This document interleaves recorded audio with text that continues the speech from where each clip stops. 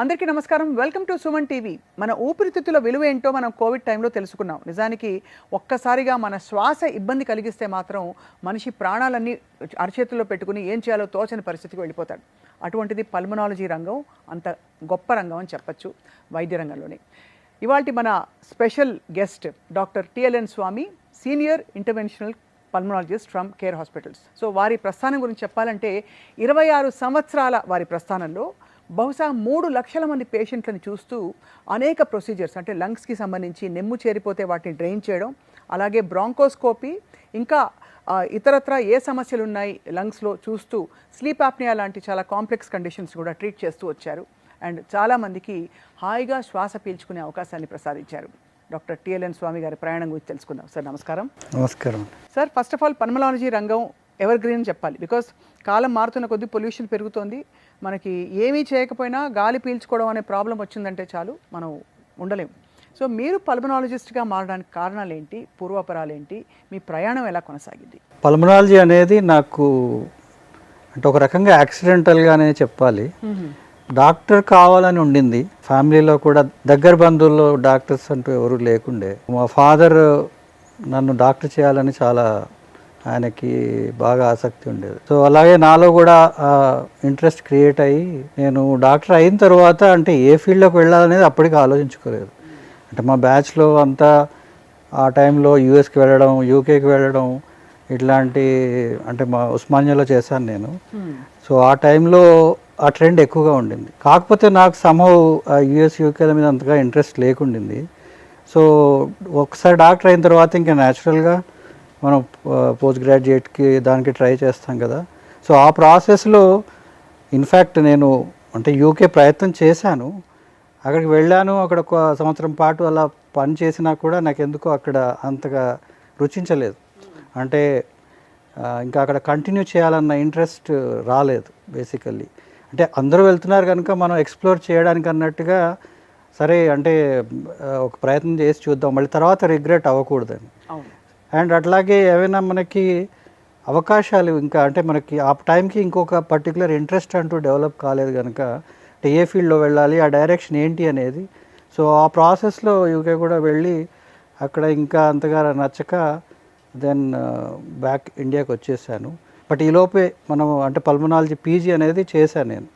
So వెళ్ళే ముందే అది ఒక రకంగా యాక్సిడెంటల్గా నాకు ఆ టైంకి వచ్చిన స్టడీలో ర్యాంక్ని బట్టి కానీ నాకు ఆ పల్మనాలజీ దొరికింది. కాకపోతే నేను ఒక మెడికల్ ఫీల్డ్ అనే అయితే అనుకున్నాను. నేను మెడికల్ ఫీల్డ్ అంటే it could be general medicine కావచ్చు, లేదంటే related specialities like neurology, pulmonology, cardiology, anyhow overall body అనేది నాకున్న ఇంట్రెస్ట్. సో అది స్పెసిఫిక్గా లంగ్స్ కావడం అనేది బహుశా ఇంటర్నల్గా నేను ఫ్లూట్ వాయిస్తాను. సో ఆ ఆస్పెక్ట్లో మేబీ అది రెస్పిరేటరీ సిస్టమ్కి సంబంధించిన విషయం కనుక కొంతవరకు నాకు పల్మనాలజీ వైపు బహుశా అది ఏమైనా ఇంట్రెస్ట్ ఇన్కల్కేట్ అయిందేమో, బహుశా అది కారణం అయి ఉండొచ్చు. సో ఫ్లూట్ వాయిస్తారు కాబట్టి మీ ఊపిరితిత్తులు చాలా బాగుండుంటాయి. నేను సంగీతం పాడతాను కాబట్టి నిలపడంలో స్వరాలు నిలపడంలోనే మనకి మన లంగ్ పవర్ పెరుగుతుంది. అవును అవును. 26 ఏళ్ల ప్రస్థానంలో మీరు చూసిన మార్పులు ఏంటి? శ్వాసకోశ వ్యాధులకు సంబంధించి మీ ప్రయాణం ఎలా కొనసాగింది? అంటే in terms of diseases as well as treatment. In fact నేను యాక్సిడెంటల్గా వచ్చినా కూడా పల్మనాలజీలో దాని మీద నాకు లేని ఇంట్రెస్ట్ అనేది క్రియేట్ అయింది. దానికి నేను చెప్పినట్టుగా ఆ ఫ్లూట్ ఒక కారణం కావచ్చు. ఆ రెండింటికి ఉన్న సంబంధం వల్ల నాకు పల్మనాలజీ మీద ఒక రకమైన మామూలు కంటే ఎక్కువ ఆసక్తి అనేది డెవలప్ అయింది. సో ఆ ప్రాసెస్లో నేను డెఫినెట్గా దాని మీద ఎక్కువ ఫోకస్ చేసి దాంట్లో ఇంకా ఎంత మ్యాక్సిమం నేర్చుకోగలను అనే ప్రయత్నంలో చాలా చోట్ల పనిచేశాను, చాలామంది సీనియర్స్ దగ్గర వర్క్ చేశాను. అలాగే యూకే కూడా వెళ్ళొచ్చాను ఇన్ఫ్యాక్ట్ అదే ప్రాసెస్లో. అక్కడ కూడా నేను రెస్పిరేటరీ డిపార్ట్మెంట్లో వర్క్ చేసి అక్కడ పరిస్థితులు ఎట్లా ఉంటాయి, వాళ్ళు ఏ రకంగా డిఫరెంట్గా ట్రీట్ చేస్తారు ఇవన్నీ చూసుకొని ఆ తర్వాత అక్కడ నచ్చక ఇక్కడ వచ్చేసాను. వచ్చిన తర్వాత నాకు ఫస్ట్ ఆ టైంలో ప్రామినెంట్గా కేర్ హాస్పిటల్ కనపడింది. అండ్ ముందు నుంచి కొంత పరిచయం ఉంది కేర్ హాస్పిటల్ సోమరాజు గారితో కానివ్వండి, అందులో వర్క్ చేసే పల్మనాలజీ అండ్ క్రిటికల్ కేర్ టీంతో కానివ్వండి, నాకు కొంత ముందు పరిచయాలు ఉండడం వల్ల అక్కడికి వెళ్ళి నేను కేర్ హాస్పిటల్లో జాయిన్ అయిన తర్వాత ఇనిషియల్గా వెంటిలేటర్స్, క్రిటికల్ కేర్కి సంబంధించిన వర్క్ ఎక్కువగా చేశాను. ఆ తర్వాత అక్కడ చేస్తున్నప్పుడు క్రిటికల్ కేర్లో ఉన్నప్పుడు ఐసీయూలో ఉన్నప్పుడు మనం ఓన్లీ లిమిటెడ్గా వర్క్ చేయాల్సి ఉంటుంది. ఓన్లీ మన ఓవరాల్ టైం అంతా అక్కడే స్పెండ్ చేయాల్సి ఉంటుంది. సో ఆ పరిస్థితుల్లో అంటే బయట నుంచి వచ్చే అవుట్ పేషెంట్స్ వాళ్ళకి సంబంధించిన పల్మనరీ ఇష్యూస్ని అంతగా అటెండ్ చేయడానికి కానీ ఫోకస్ చేయడానికి కానీ అవకాశం ఉండేది కాదు. సో అందుకని ఇంకా కొంచెంగా క్రిటికల్ కేర్ వర్క్ని తగ్గించుకొని నేను మళ్ళీ అంటే అవుట్ పేషెంట్ రిలేటెడ్, ఎందుకంటే కామన్గా లంగ్ అనేది మోస్ట్ ఎక్స్పోజ్డ్ ఆర్గన్. అవును. సో అది ఎన్విరాన్మెంట్కి చాలా ఎక్కువగా ఆఫ్టర్ స్కిన్ లంగ్ అనేది మోస్ట్ ఎక్స్పోజ్డ్ ఆర్గన్ కనుక లంగ్స్లో ఉండే ప్రాబ్లమ్స్ అని మీరు ఇంతకుముందు చెప్పినట్టుగా ఇట్స్ లైక్ ఎవర్ గ్రీన్ ఉంటాయి. ఎందుకంటే పొల్యూషన్ మనం వద్దనుకున్నా వస్తుంది, మనం అన్ని జాగ్రత్తలు పాటించిన గాలి మార్చలేంగా. అవును. సో అలాగే లంగ్ రిలేటెడ్ కండిషన్స్ పర్టికులర్లీ రకరకాల ఇన్ఫెక్షన్లు అవి కూడా చాలా ఎక్కువగా ఉంటాయి లంగ్స్లో. So majority of medical diseases మనకి లంగ్స్లోనే ఉంటాయి. సో అందువల్ల ఈ అవుట్ పేషెంట్ మీద ఫోకస్ ఎక్కువ చేయాలి, or rather common conditions in pulmonology ఎక్కువ ఫోకస్ చేయాలన్న ఉద్దేశంతో then I started moving into this side of pulmonology rather than critical pulmonology. అది సో మొత్తానికి సార్ ఇప్పుడు అయితే ఇదివరకు ఆస్మా ఉబ్బసం వచ్చిందంటే కొంతమందికి మాత్రమే కొన్ని లక్షణాలతో అలర్జీ ఉన్న వాళ్ళ టైప్ బాడీస్కే వస్తుంది అని చెప్పేవారు. ఇప్పుడు అందరికీ కామన్గా కొద్దో గొప్ప అందరికీ సమస్యలు కంటిన్యూ అవుతున్నాయి సార్. అంటే we have to take extra care. అందరూ ఏదో ఒక మెయింటెనెన్స్ స్టీరాయిడ్ మీదనే ఉంటున్నారు. 1 puff a day, లేదు 2 ఆ ముక్కులో కొట్టుకునేవి ఉంటాయి కదా సార్, నేజల్ స్ప్రేస్ పెట్టుకుని ప్రివెంటివ్ మెడిసిన్లో ఉన్నారు చాలామంది సార్. అందరికీ ఒక కోరిక ఉంటుంది మనం ఎక్కువ కాలం బతకాలని చెప్పి.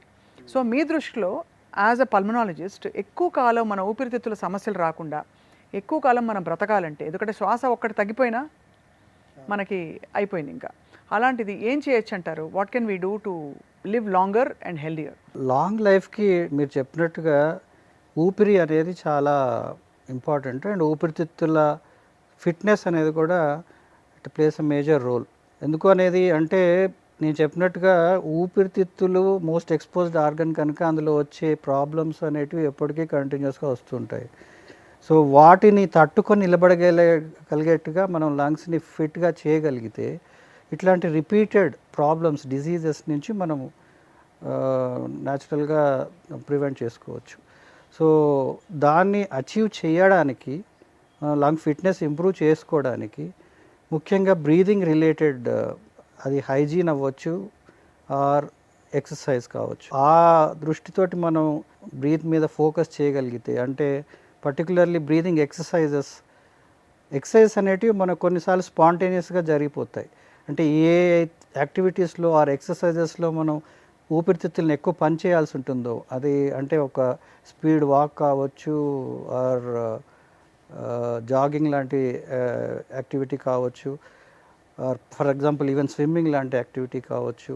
సో ఎక్కడైతే మనం ఎక్కువ బ్రీత్ చేయాల్సిన అవసరం పడుతుందో అట్లాంటి యాక్టివిటీస్లో న్యాచురల్లీ కొంత స్పాంటేనియస్ లంగ్ ఫిట్నెస్ మనకి వస్తుంది.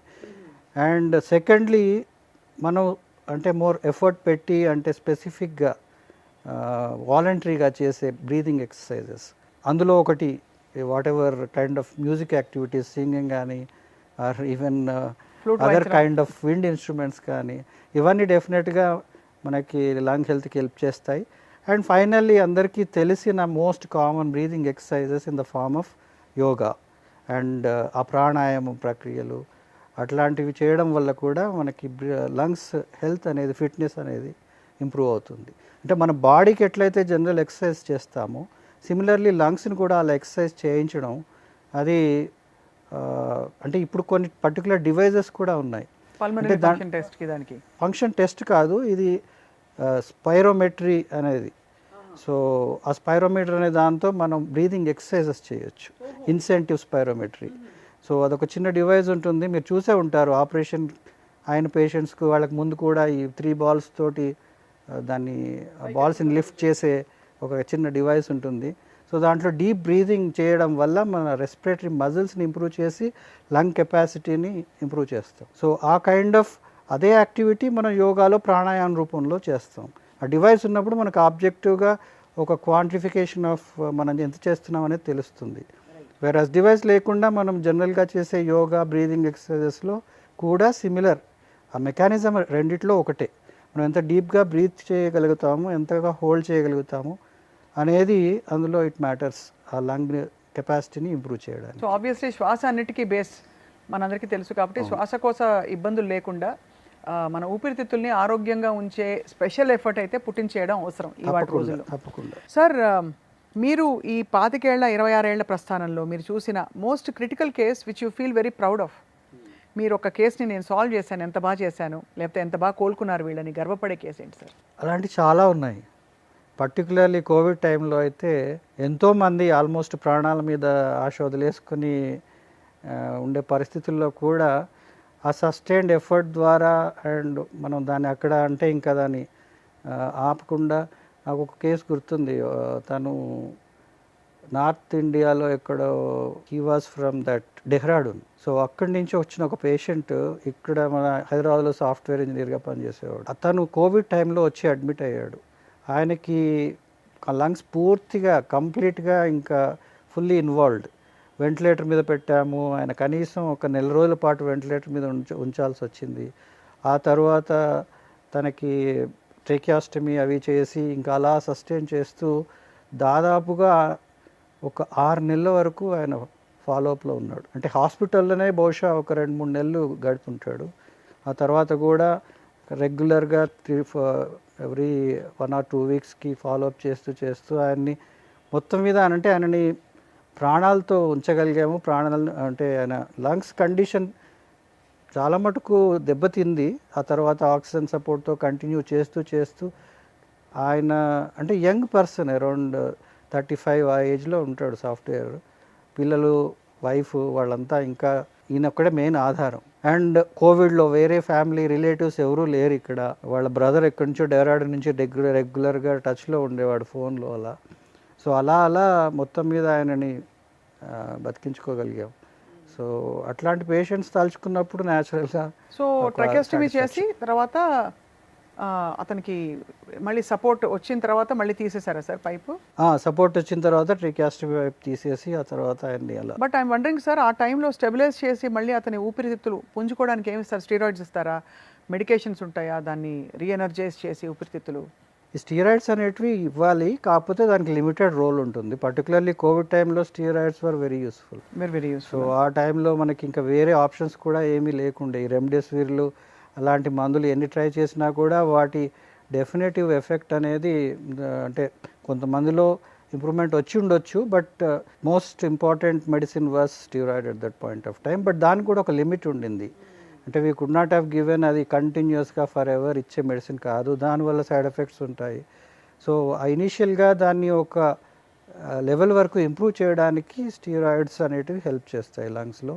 అవి ఇచ్చి తర్వాత మెల్లిమెల్లిగా దాన్ని తగ్గించేసి ఓవర్ పీరియడ్ ఆఫ్ 2 to 3 monthsలో మనం స్టీరాయిడ్స్ నుంచి బయటకు వచ్చేసేయాలి. ఇంకా ఆ తర్వాత నేను చెప్పినట్టుగా ఫిట్నెస్ ఎక్సర్సైజెస్, స్పైరోమెట్రీ ఎక్సర్సైజెస్, వాళ్ళు మోటివేట్ చేసి ఫిజియోథెరపీ వాటి ద్వారా మెల్లిమెల్లిగా లంగ్స్ కండిషన్ ఇంప్రూవ్ చేసి, అంటే డ్యామేజ్ అయిన లంగ్స్ పోగా మిగిలిన లంగ్స్ని మనం ఎంత మ్యాక్సిమైజ్ చేయగలిగితే ఆ మిగిలిన లంగ్ టిష్యూని మనం ఇంకా ఇంప్రూవ్ చేసి ఈ డ్యామేజ్ లంగ్ ఫంక్షన్ని అది కంపెన్సేట్ చేసేట్టుగా దాన్ని ఇంప్రూవ్ చేస్తూ మెల్లిమెల్లిగా ఆయన సొంత ఎఫర్ట్ మీద మెయింటైన్ చేయగలిగించాలి.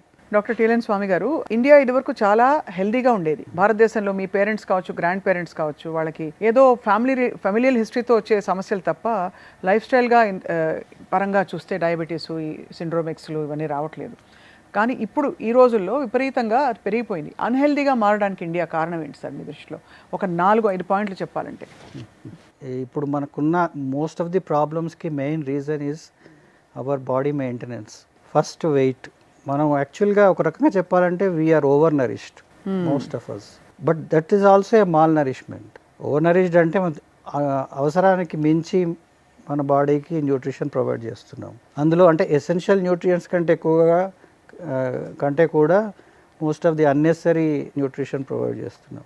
దానివల్ల మనం వెయిట్ పుట్ ఆన్ చేసి దానివల్ల మ్యాక్సిమం ప్రాబ్లమ్స్ అన్నీ, మీరు షుగర్ కావచ్చు, బీపీ కావచ్చు, హైపర్లైపిడెమిక్ స్టేట్స్ కావచ్చు, ఆర్ ఎనీ థైరాయిడ్ ఇష్యూస్ కావచ్చు, most of these conditions are related to the intake that we take. So అది దాన్ని మోడరేట్ చేసి దాన్ని హెల్దీగా చేయగలిగితే I think majority of these problems will not surface. So మనకి ఊపిరితిత్తుల వ్యాధి కూడా మనకి ఇబ్బందులు కూడా అంటే శ్వాస పీల్చుకునే ఇబ్బందులు కూడా ఓవర్ వెయిట్ తో వస్తాయి. Naturally. స్లీప్ యాప్నియా కూడా ఓవర్ వెయిట్ తో వస్తుంది. స్లీప్ యాప్నియాకి మేజర్ కంట్రిబ్యూటర్ ఓవర్ వెయిట్. దానికి కొన్ని వేరే కారణాలు కూడా ఉంటాయి, but 90% of the time sleep apnoea అనేది is because of your overweight. అదే కాకుండా even asthma for that matter is also very అంటే ఆస్మా కూడా ఈ ఓవర్ వెయిట్ ఉన్న వాళ్ళలో ఎక్కువగా వచ్చే అవకాశాలు ఉంటాయి. అండ్ ఆల్సో ఓవర్ వెయిట్ వల్ల వచ్చే other conditions, hypertension, diabetes and any other organ diseases, వీటి వల్ల కూడా బాడీ ఇమ్యూనిటీ దెబ్బతిని ఈ లంగ్ ఇన్ఫెక్షన్స్ అనేటివి ఎక్కువగా వచ్చే అవకాశాలు ఉంటాయి. సో అంటే మనం దానివల్ల ఈ రెసిస్టెన్స్ తగ్గుతూ మాటికి ఇట్లాంటి రెస్పిరేటరీ ఇన్ఫెక్షన్స్ డెవలప్ అవ్వడం. సో అల్టిమేట్లీ రెస్పిరేటరీ డిజీజెస్ కూడా ఇది ఒక కంట్రిబ్యూటింగ్ ఫ్యాక్టర్. సో వెయిటే మెయిన్ ప్రాబ్లం అంటారు. అంతే కదా. ఇప్పుడు మనం బ్రీత్ చేయాలి అని అంటే దాని చుట్టూ ఉన్న చెస్ట్ వెయిట్ అనేది వెయిట్ ఎక్కువగా ఉందనుకోండి, ఎక్కువ ఎఫర్ట్ పెట్టాలి. సో న్యాచురల్లీ ఓవర్ వెయిట్ ఉండడం వల్ల మనం అంత డీప్గా బ్రీత్ చేయలేము. లంగ్ కెపాసిటీ మెల్లిమెల్లిగా తగ్గిపోతూ ఉంటుంది. సో దట్ కంట్రిబ్యూట్స్ టు మనకి over period of time less lung fitness and more chance. అందుకే మెట్లెక్కేటప్పుడు కూడా వెయిట్ ఎక్కువ ఉన్న వాళ్ళకి ఆయాసం ఎక్కువ వస్తుంది బహుశా. I'm saying apart from heart. And not only that, అంటే ఇప్పుడు మనకి రెస్పిరేటరీ సిస్టమ్ అనేది బాడీకి ఆక్సిజన్ ప్రొవైడ్ చేస్తుంది. అది ఒక 50 kg అండ్ అంటే ఆప్టిమల్ వెయిట్ ఉందనుకోండి, వాళ్ళకి ప్రొవైడ్ చేయాల్సిన ఆక్సిజన్ తక్కువగా ఉంటుంది. అది మామూలుగా లంగ్ తన పని తాను చేస్తే సరిపోతుంది. దీన్ని ఓవర్ డోస్ చేసినట్టు ఉంటుంది. ఇప్పుడు అంతే కదా, దానికి 100 kg యాడ్ చేశారనుకోండి, ఇది అంత ఎక్స్ట్రా సప్లై చేయాలి. అది అంటే ఎవ్రీ ఎఫర్ట్ అంత ఎక్స్ట్రా పెట్టాల్సి ఉంటుంది respiratory system. Naturally over period of time it start struggling, gets weaker. So unhealthy ఇండియాకి primary cause is weight gain. Weight gain in the latest generation, as of now what is happening, which is causing so many issues and so many other issues. Doctor Swami, మీరు మీ ఆరోగ్యాన్ని ఎలా చూసుకుంటారు? ఏం తింటారు? మీ ఆహార వ్యవహారాలు, ఎందుకంటే మనకు అన్ని అవయవాలకి ఫుడ్ రిలేటెడ్ కొన్ని ఉంటాయి. అలా లంగ్స్కి ఏముందో మనకు తెలియదు, చల్ల పదార్థాలు తినకూడదా, ఏమేమి చేయొచ్చు. But how do you take care of your health sir? చెప్పాలంటే మనం న్యాచురల్గా దొరికే రెగ్యులర్ డయట్ అనేది సమ్వాట్ అంటే అది most important for us. But కాకపోతే ప్రతిదానికి the key is the moderation. మనం ఏది తీసుకున్నా కూడా అది మోడరేట్ క్వాంటిటీలో. ఏదైనా ఓవర్డూ చేస్తే న్యాచురల్లీ దానివల్ల అతి సర్వత్ర వర్జయేత్.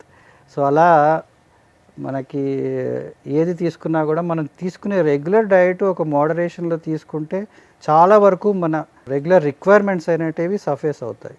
కాకపోతే అందులో కూడా if we can make it, particularly say I'm a vegetarian. So వెజిటేరియన్స్కి కొన్ని ల్యాక్స్ అంటే కొన్ని ఇష్యూస్ అంటే న్యూట్రిషనల్ ఇష్యూస్ రావచ్చు. బికాస్ ద వే మనకి B12 డెఫిషియన్సీ అనేది వెజిటేరియన్స్లో ఎక్కువగా ఉంటుంది. అంటే కొన్ని సప్లైస్ లైక్ ప్రోటీన్స్ కూడా మనకి వెజిటేరియన్ ఫుడ్లో తక్కువగా తీసుకోవాల్సి వస్తుంది. సో అందుకని వాటి మీద ఫోకస్ చేయగలిగితే, అంటే ప్రోటీన్ మనం ప్రాపర్గా సప్లిమెంట్ చేయగలిగితే మన ఫుడ్లో ప్రోటీన్ లైక్ సే ఈ దాల్స్ కానివ్వండి, మిల్క్ అండ్ కర్డ్ ఇట్లాంటి ఐటమ్స్లో మనకి ప్రోటీన్ బాగా దొరుకుతుంది కనుక కొంచెం ఆ ఆస్పెక్ట్లో మనం దాని క్వాంటిటీ కొంచెం సరిపడా తీసుకుని, అండ్ ఫైబర్ మనం హోల్ ఆఫ్ అంటే డయట్లో most important other than your proteins is fibre. So if you take good proper fibre diet అంటే దట్ రెడ్యూసెస్ దట్ అంటే గ్లూకోజ్ స్పైక్స్. సో అందువల్ల మనకి తీసుకునే కార్బోహైడ్రేట్స్లో అంటే మన న్యాచురల్గా పర్టికులర్లీ సౌత్ ఇండియాలో డయట్ అంతా మోర్ కార్బోహైడ్రేట్ రిచ్. మీరు ఆబ్వియస్లీ యూర్ వెజిటేరియన్ కాబట్టి మీరు తీసుకునేవి అది బ్యాలెన్స్ చేసి తీసుకుంటారా సార్? అంటే we try to as much as I can. So idli dosa అనేది తింటారు? నార్మల్ ఫుడ్ తింటాను, but we don't overeat. మీరేమైనా ఎక్సర్సైజ్ చేస్తారా సార్? అంటే వర్కౌట్స్ అంటే మై జనరల్లీ అంటే there are 2 ways of exercise. One is your regular పనిని బట్టి, అంటే మనకి యాక్టివ్ లైఫ్. సో కొన్ని వర్క్స్లో మనకి న్యాచురల్లీ ఫిజికల్ యాక్టివిటీ ఎక్కువగా ఉంటుంది. అక్కడ మనం పెద్దగా ఎక్స్ట్రా ఎఫర్ట్ పెట్టాల్సిన అవసరం లేదు. Compare to somebody desk job versus doctor. ఇప్పుడు డాక్టర్ అంటే మేము జనరల్గా we really roam around in the hospital and అంటే we still make a bit of physical effort. So దానివల్ల మాకు న్యాచురల్గా వచ్చే కొంత ఫిజికల్ ఎక్సర్సైజ్ అనేది జరుగుతుంది. దాన్ని కొంచెం టాప్అప్ చేయడానికి it also again depends on my personally I more interested in to sports. So I play some badminton and kind of sports. So so that gives me, and some times I go for swimming. So ఇట్లాంటి కొన్ని interesting activities చేయడం వల్ల at least మనకి లేదు అని అంటే కొంతమంది maybe interested in walking and jogging, but everything has its own limitations. అంతే కదా. ఇప్పుడు ప్రతిదాని వాకింగ్ జాగింగ్లు చేయడం వల్ల వచ్చే ఇబ్బందులు కొన్ని ఉంటాయి, మోకాళ్ళకి సంబంధించి కీళ్ళకి సంబంధించి. అలాగే స్విమ్మింగ్ చేయడంలో కొన్ని ఇబ్బందులు ఉంటాయి. Or so any activity which gives you that level of exercise, దాన్ని మనం అది కూడా మోడరేషన్లో చేస్తూ వెళ్తే you can keep yourself fit. And of course I have my other activity which keeps my lungs fit. Flute వాయిస్తూ ఉంటారు. So అలా మనం వీలైనంత వరకు అన్ని యాక్టివిటీస్లో ఎక్కడి నుంచి మనకి more interesting aspect which helps in both ways అది చూసుకోవాలి. సో దట్ అంటే మనకు మోటివేషన్ అనేది ఉండాలి.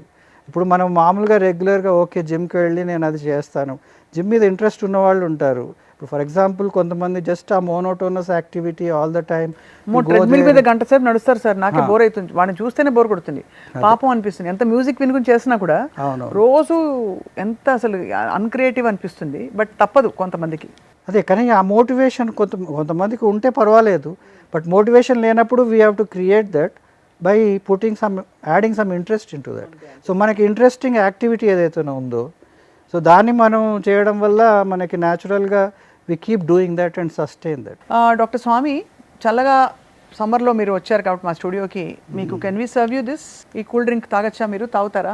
ఐ వుడ్ రాదర్ ప్రిఫర్ అంటే వాటర్, అండ్ ఇఫ్ మరీ అంతగా అంటే if I also feel a little bit more ఇంకా ఏమైనా కావాలనుకుంటే జ్యూస్ తాగుతారు. ఏంటి సార్ ఇదంతా చెడా? దీనివల్ల ఏంటి జరుగుతుంది చెడు? అంటే దాంట్లో ఇవన్నీ ఏంటంటే మనకి more of luxuries are not really basic needs.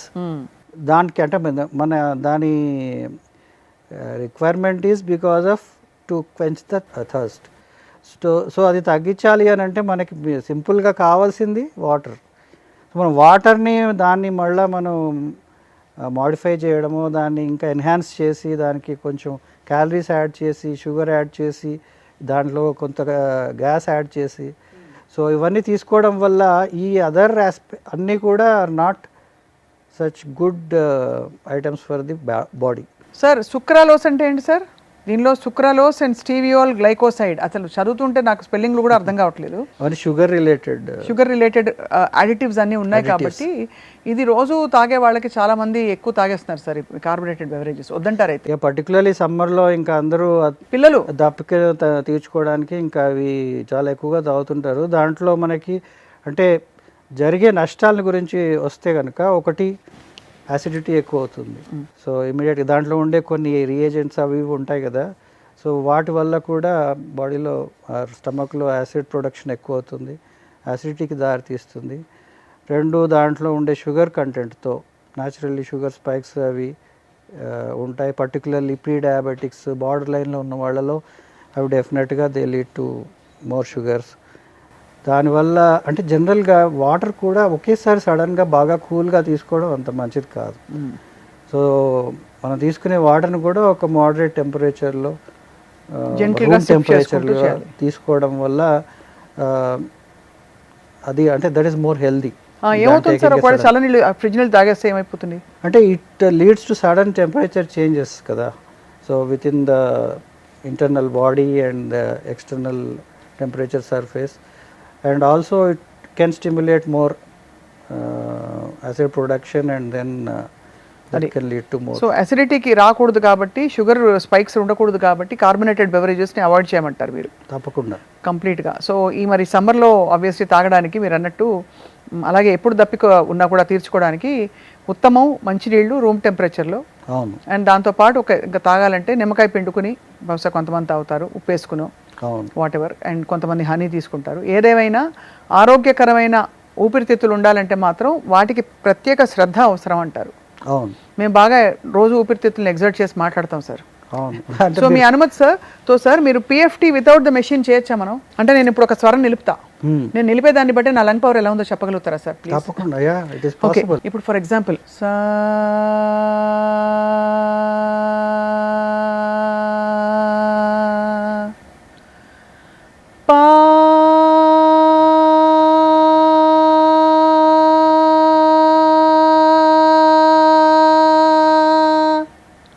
ఎలా ఉంది సార్? బాగుంది. పర్వాలేదంటారు అయితే? నార్మల్గా ఎవరైనా స్వరాన్ని ఒక 15 సెకండ్ల పాటు నిలపగలిగితే you have very good lung power sir. So ఈ లంగ్ పవర్ పెట్టుకుని మరింత ఇన్ఫర్మేషన్ సుమన్ టీవీలో sir health related credible information ప్రేక్షకుల కోసం ఇస్తూ ఉంటాం. మీ అమూల్యమైన సమయాన్ని, ఎందుకంటే మీరు రోజుకి 30-40 మంది పేషెంట్స్ని చూస్తారు, ఇంత ఎండలో మీరు మీ సమయాన్ని వెచ్చించి మా వ్యూవర్స్ కోసం వచ్చారు doctor TLN Swami garu. We are always grateful to you. మీ ద్వారా ఊపిరితిత్తులకి సంబంధించిన అన్ని ఆస్పెక్ట్స్ రాబోయే రోజుల్లో మేము ఇన్ఫర్మేషన్ తెలుసుకుని we want to give the right information to our viewers. Sure అండి. Thank you so much. Thank you so much.